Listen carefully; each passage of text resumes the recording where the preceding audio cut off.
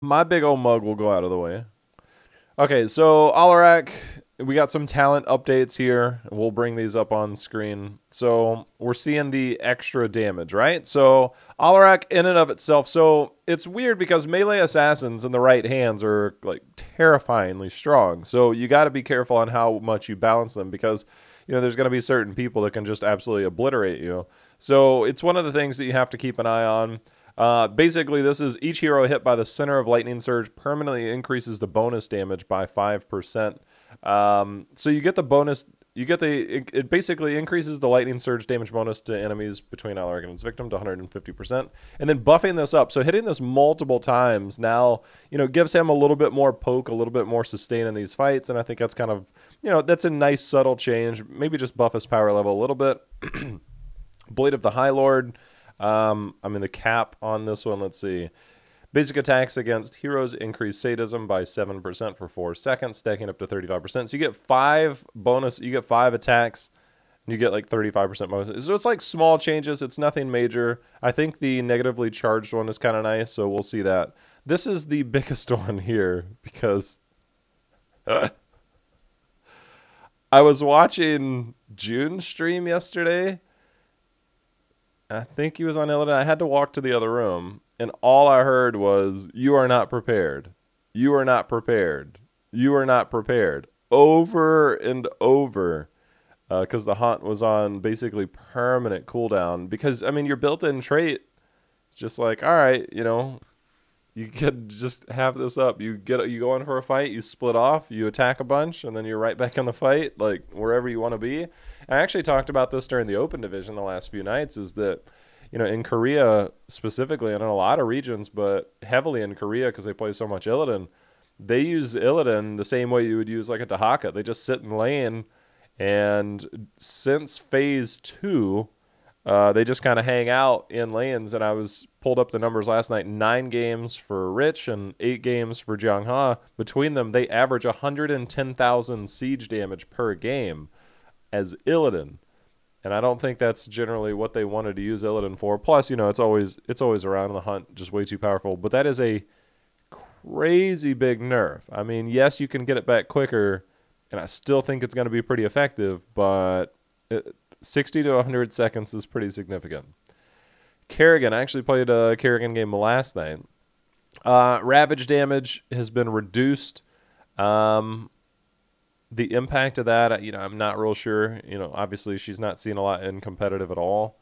The bonus damage of Impaling Blades is up. Primal Grasp is up. So let's see, that's an 18 damage nerf. There's 8, or there's 10, there's 4. So, I guess if you land a full combo, obviously that doesn't account for scaling. Energizing Grasp.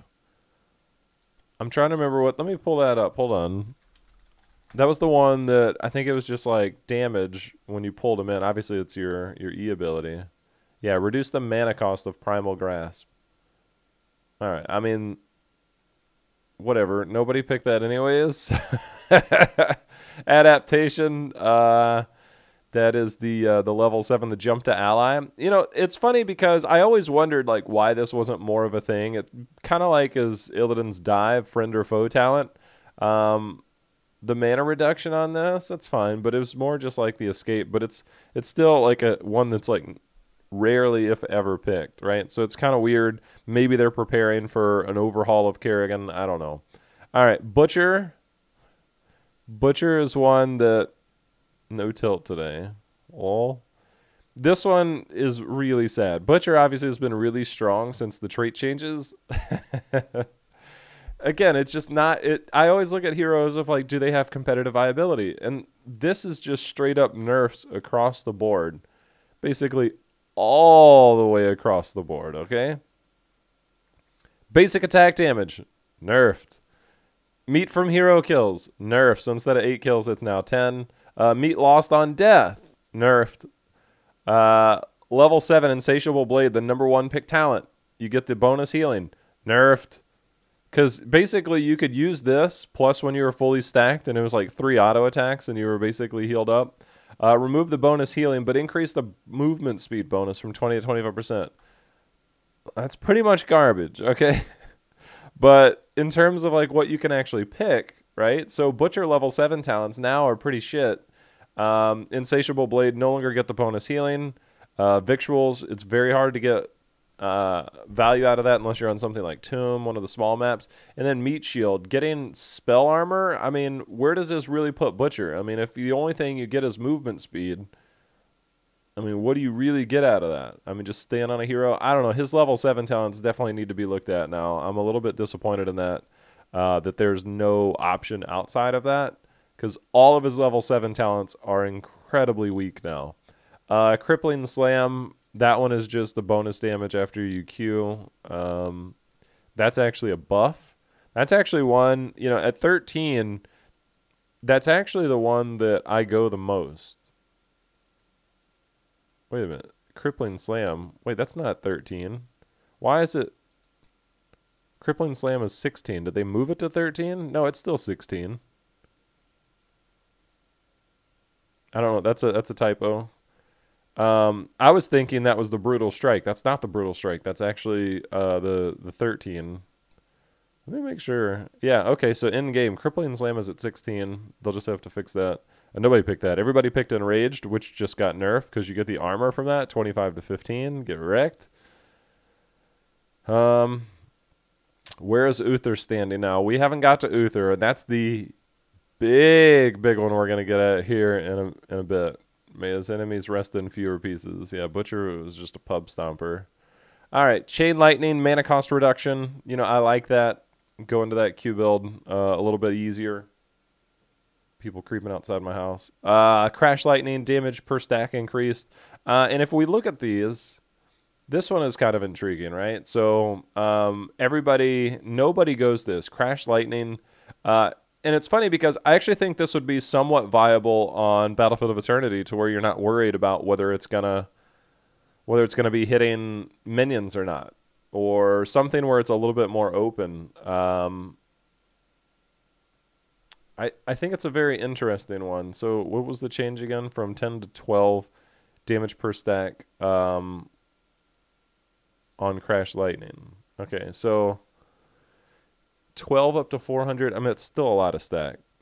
It's pretty meta in EU. I mean, Thrall in itself isn't really meta, but this is just, it's a tough thing to get value out of. It's got to be on the right map. If you're trying to do it on Tomb of the Spider Queen in the middle of a team fight and it's just bouncing to minions, it takes a long time to complete it. I personally like it. Rolling Thunder, the mana return. Again, it's kind of been all over the place. It's been, in NA, it's been Echo of the Elements. But Rolling Thunder, I'm not sure. I mean, with the mana reduction itself, you know, you get the extra range and you get the extra bounces, but I'm not sure if that, I mean, you get the mana reduction, you get this, it's like infinite Q. Mana Tide, I believe this has been the #1. Yeah, that's been the #1 pickup for most people. So they're trying to make it so that baseline you don't use as much mana, but you're not just like infinite mana Thrall. Thunderstorm added functionality. Damage from final quest rewards now also applies to Chain Lightning bounces. That is this one here, casting Chain Lightning on a hero. Other than the last hero that is hit, causes it to slow targets, so bouncing it around.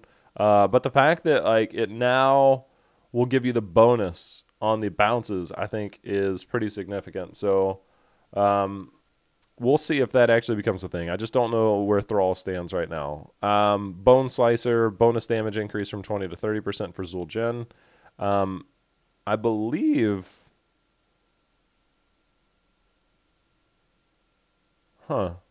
So Bone Slicer, Grievous Throw, now pierces through all enemies and the bonus damage is increased by 20%.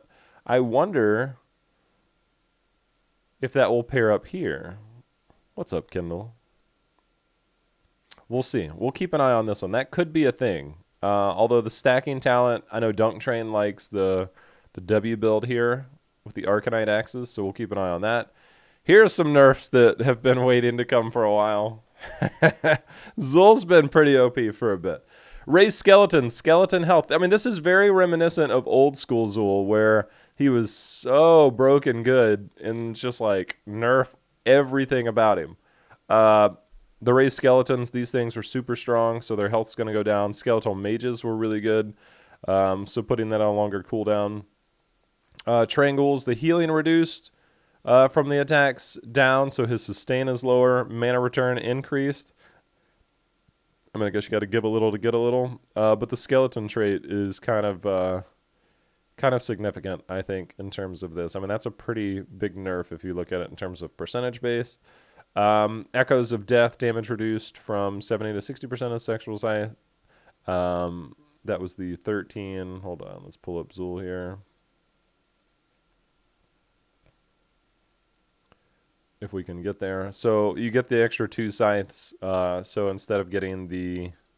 Wait, why does it say from 70 to 60? I thought in-game it was... Because here it says 75. Either way, it's nerfed. That was a really strong talent. Zagara's Mutalisk. When you see this originally, and you see 45 seconds, because as a Zagara being my almost most played hero, you just auto attack a bunch while you're standing on creep, and you just press W a bunch, and you have these Mutalisks that are just chilling, running down. Let me get my alerts up so I know who's who. Crushinator, I missed the follow there. Gravere, appreciate the follow. I'll move this off screen. Saga's a badass. Dude, you're telling me. Now, here's one that a lot of pro players have been hoping for, right? Is the nerf this one here, but let's talk about everything up until now. Hope generation ratio from hitting heroes increased from 40 to 50%. I think that will definitely help out because she does receive some nerfs here. Sacred Sweep, outer damage reduced from 80 to 60, and center damage increased from 160 to 80. And if we're talking about getting hope from that, I mean, Auriel could walk up and hit Q and get a significant amount of hope. And I think this right now, getting the damage reduction, and then you're rewarded for basically hitting more of a quote-unquote skill shot by hitting them in the center. I think that will be something to keep an eye on. Detainment Strike. Initial damage reduced from 115 to 58. Again, falling into the fact that you get more for hitting heroes, but you take down some of the damage in the initial damage, which is easy, but the stun damage is increased. So again, you're being rewarded for hitting skill shots. So instead of just hitting the outside all the time, Kindle. But if you think about like how much it contributes to her hope when she's doing damage, right? So when she's doing damage,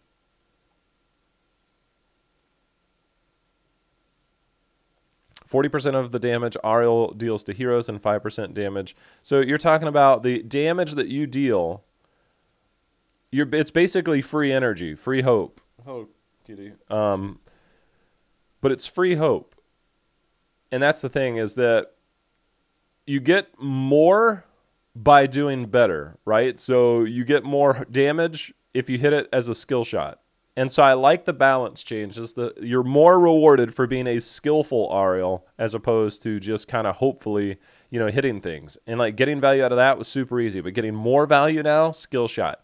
The initial damage here, really big nerf. Instead, it's made up for here. So if you're able to get the Detainment Strike into the wall, you get, more hope. What is that? Let's see, 115. So that's about just under 60, so 57. And we look at it here. So the trade-off, right? And then Resurrect, lol. Bursting Light. I was going to be okay if they were like, Bursting Light, you keep the cooldown reduction, but it's less healing output. This talent was completely broken. And now, that is completely removed. So the other options is you get collecting a globe, reduces the cost of Auriel's next ray of heaven. Whatever, man. Empathic Link, this is one that we used to see put on a lot of warriors back in the day, but now, you get more hope generation out of running the Auriel, running the Lunara. So your only real option is going to be here is that increase the energy stored from Auriel's basic attacks to 100% of the damage against heroes and 50% of the damage against non-heroes. So it rewards Auriel from being more active. So you got to think that Energized Chord is going to be there. Maybe Glimmer of Hope if you're on something like Braxis or some shit like that. I don't know. So the Bursting Light is the biggest change, and I really like the fact that you're now rewarded for hitting skill shots because that's totally what this is about. So you hit your skill shots and you get more hope and you become a more skillful Auriel instead of a free Auriel. Lucio, still not sure if this is going to bring him into the meta. I mean, normally you could just kill the Lucio, interrupt his sound, his beat dropper, sound break, sound barrier, whatever the hell I don't like Lucio. But you could interrupt the sound barrier and then just straight up kill him. It was increased from 110 or from 100 to 110. Let's see.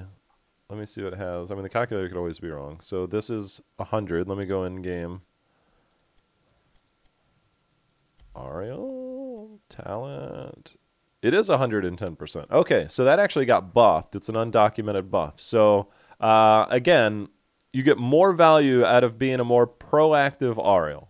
More value out of being the proactive Auriel. I think that's a fair trade-off. That's a fair trade-off.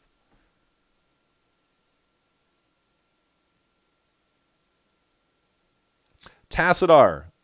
His auto attack damage. I think that because we've still seen a lot of people going into Psystorm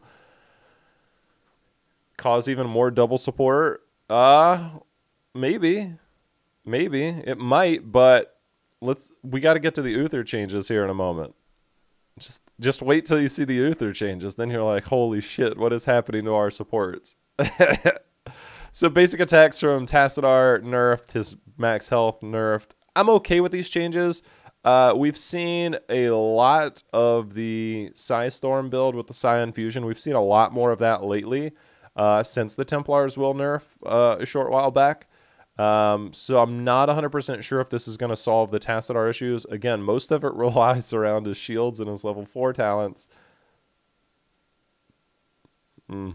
Kadarian's Resonance, getting the extra... No, it's not going to solve anything. Your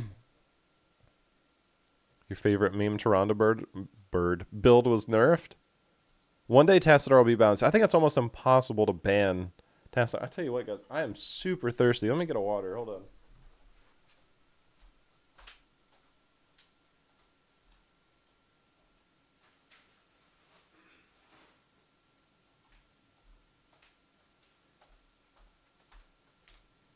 I forgot that I spent 4 hours casting Open Division last night, and then I'm still sick, and I haven't had my coffee or anything to drink today, so kind of important.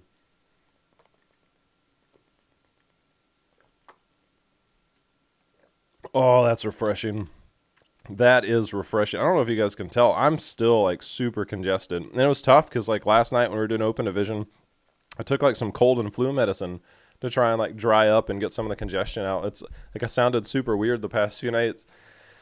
This was like clogged up water, some water. All right, so let's talk about Tyrande, right? Celestial Attunement also removes silences. That's kind of the one. It was a very niche pick because generally you're kind of going into the Moonlit Arrows to get more heals most of the time in games. But this one, it's like the cleanse, right? So it removes stuns from its target, and now it's going to remove silences. And if you look at the fact that there's been a lot of Stukov, excuse me, things like that, I think that kind of goes into that. I think it's a nice change. These spell armor stacks, I'm okay with that. 4 to 3. 4 is a lot, if you think about it, against skill shot heroes. Stippling, appreciate that follow. 13, the fun one here, right? I don't think anybody really goes anything else. I was in a game we were losing, and they were taking all of our camps, and so I was just firing out W's from all the way around, and as they take each camp, there's like 3 or 4 of them on there, and I'm just resetting and just firing Qs across the map. All right, so reduce its cooldown by 4 seconds each time it hits a hero. Now it's got added functionality to where the base cooldown of Sentinel is reduced by 4, which I assume, let me pull it up in game, should also still give you cooldown if you hit heroes. So now the Owl, especially after you've hit multiple heroes to where it doesn't cost mana or very little mana depending on where you're at in the game, I think that's actually really cool. And we'll probably play that today. Let me look. Yeah, so the base is cooldown plus you get the cooldown reduction if you hit heroes. So that part I'm totally cool with. Spec Plays, appreciate it, man. Appreciate the host. Welcome in, everybody. What's up, Surreal?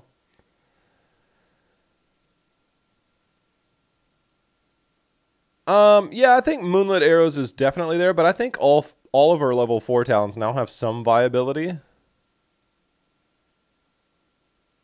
Yeah, it's kind of like, I mean, that's the thing, is that this, in a roundabout way, might make it more intriguing to take Ranger by getting the extra damage, because once you hit enough heroes, you can basically take away the mana cost, and then now it's on a shorter cooldown, so you go from 18 seconds to 14 seconds, and so long as you're hitting people, that's pretty cool.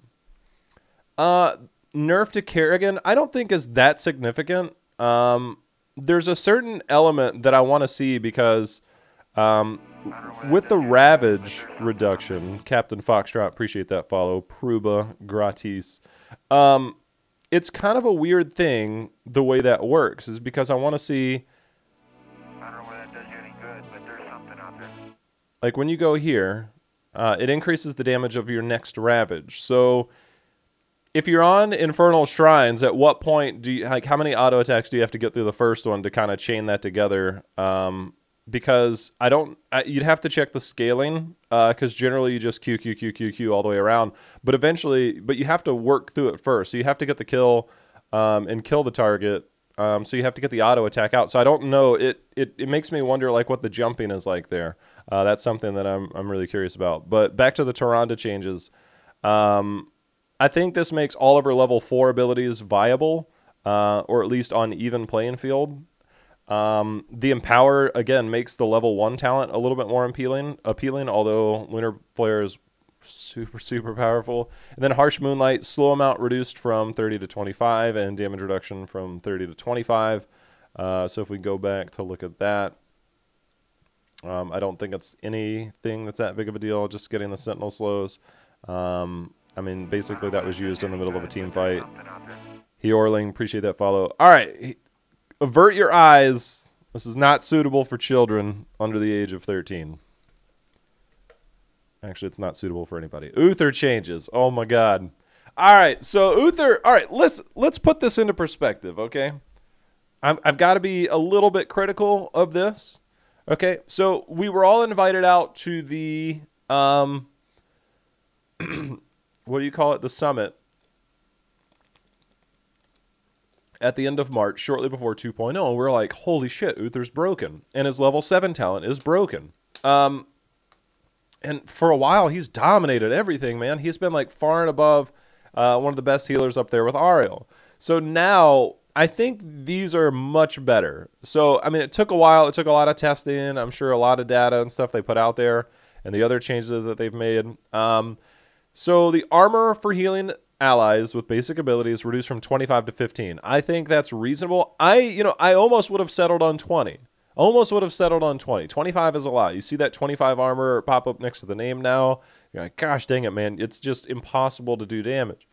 But, however, we do see the buff to Holy Light, so it puts him more heal-oriented and the self-healing up as well. So more heal-oriented, but less armor. So there is a trade-off. There is a trade-off. I think that's something that you have to look at. So it makes him more of a healer, less of an armor bot, right?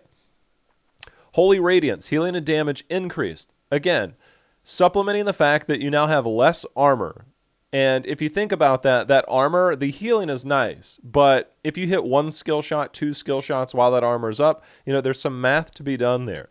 I think the armor is a pretty decent trade-off for the extra healing. However, this is one that is pretty significant.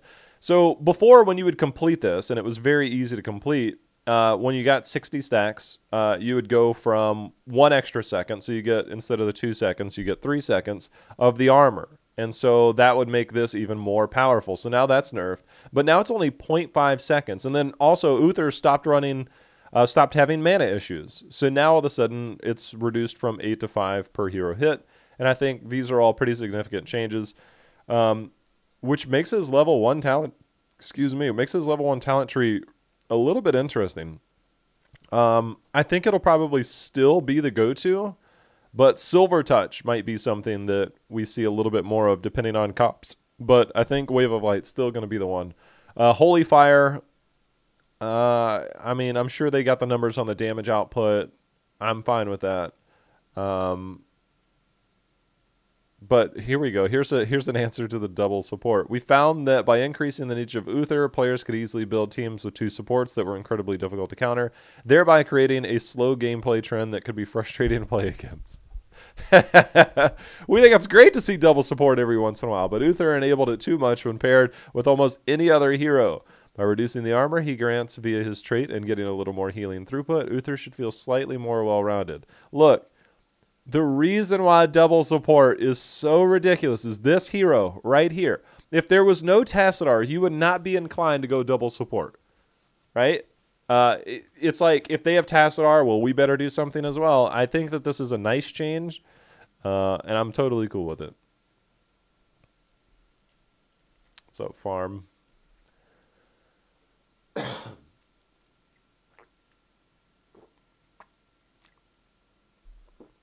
2 autos plus Ravage for the reset.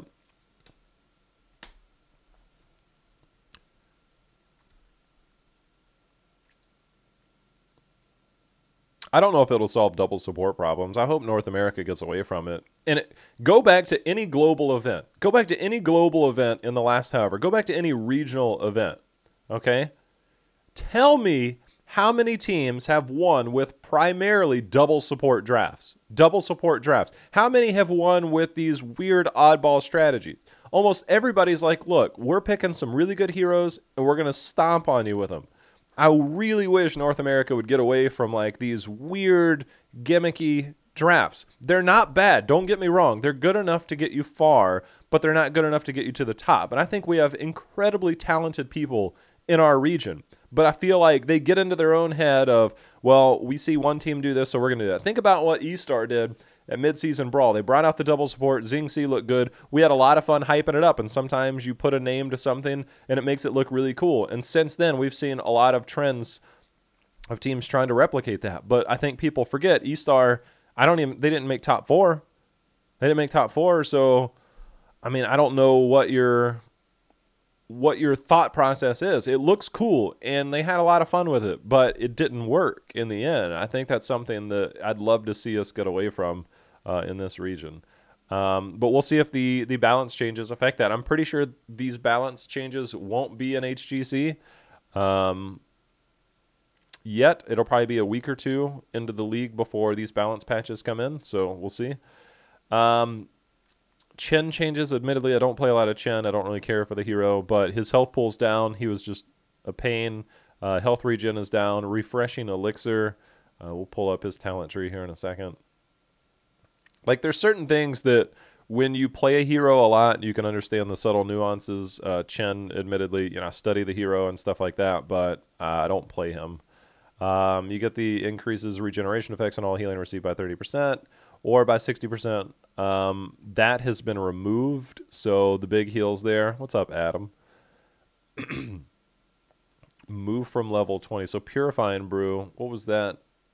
So the next stun or silence used against Chen has its duration reduced by 70%, resets the cooldown of Fortifying Brew. That's actually a strong talent, I think at level 7 potentially, although Fortifying Brew Shield was pretty popular. And so was Brewmasters. The level 7 talent tree, yeah, the patch is live now. We're going to play it right after this. We're going to do some games. Garrosh, been underperforming.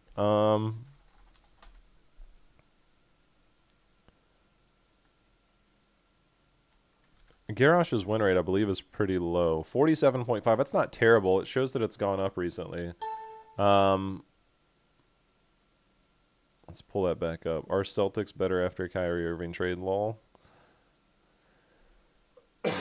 Excuse me, team. My throat is super dry. The taunt itself, an AoE taunt for 2 seconds is a lot. 1.5 seconds did feel a little weak when I played him. I like this. I'm okay with this. I just worry about it in competitive. Like in a regular game where focus targeting isn't a thing, it's not that big a deal. It'll be impactful. 0.5 seconds is a long time, but in competitive, this makes it really good. Level 1, Unrivaled Strength, increased throw range from 20 to 30%, and bonus damage. Talk about like tossing somebody around. The unrivaled strength, the 20% range was nice, but it didn't feel that great. Body check I liked. Warbreaker I think was fine. Unrivaled strength I think definitely brings this in a little bit more into the competitive.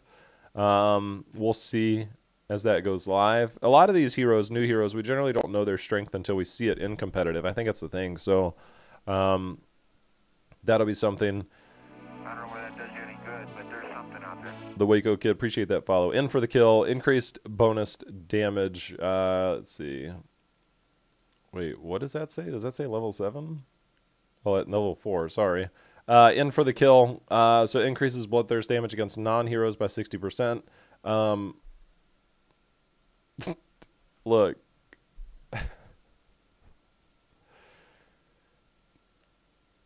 I don't know who's picking this talent, but if you're using Garage to go over and try and kill minions, yeah, maybe if you get the cooldown reduction.